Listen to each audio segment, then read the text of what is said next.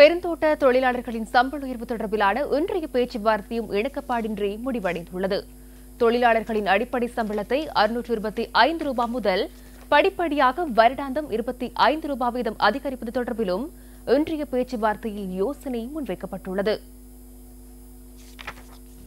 தொழில் மற்றும் தொழிற்சங்க உறவுகள் அமைச்சர் தயா கமகே இன்று காலை முதலில் முதலாளிமார் சம்மேளன உறுப்பினர்களை சந்தித்துள்ளார். அதன் பின்னர் தொழிற்சங்க பிரதிநிதிகளை சந்தித்து பெருந்தோட்ட தொழிலாளர்களின் சம்பள பிரச்சினை தொடர்பில் கலந்துரையாடியுள்ளார். இந்த சந்திப்பில் அமைச்சர் நவீன் திசாநாயக்க மற்றும் கூட்டு ஒப்பந்தத்தில் கைச்சாத்திடும் தொழிற்சங்கங்களின் பிரதிநிதிகள் கலந்து கொண்டிருந்தனர்.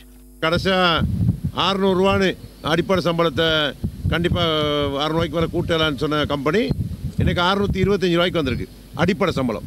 ஆனால் நாங்கள் இணங்கிக்கல. அதுக்கு அவங்க சொல்கிறாங்க மொதல் வருஷம் இப்படி ஜாயின் பண்ணுவோம், 2வது வருஷம் இதை கூட்டுவோம், 2வது வருஷம் 675 ரூபாக்கும், 3வது வருஷம் 700 ரூபாக்குங்க அப்படின்னு சொல்கிறாங்க.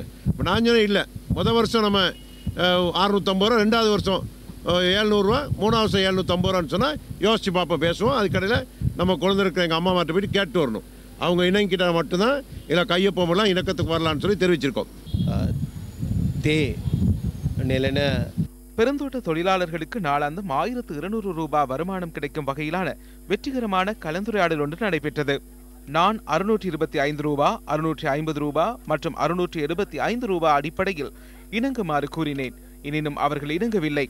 அதற்கு இணங்குமாறு நான் கூறினேன். நடுநிலையான தொகையொன்றுக்கு வராவிட்டால் இதனை தீர்க்க முடியாமற் போய்விடும். இன்றைய பேச்சுவார்த்தை தொடர்பில் இலங்கை தொழிலாளர் காங்கிரசின் பிரதிநிதிகள் இன்றும் ஊடகங்களுக்கு உரிய முறையில் பதிலளிக்கவில்லை. இன்னும் ஒரு பேச முடியவில்லை, பேசியிருக்கிறோம்.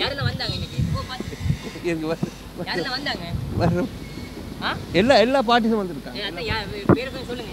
எல்லா பார்ட்டிஸும் வந்தாங்க தம்பி.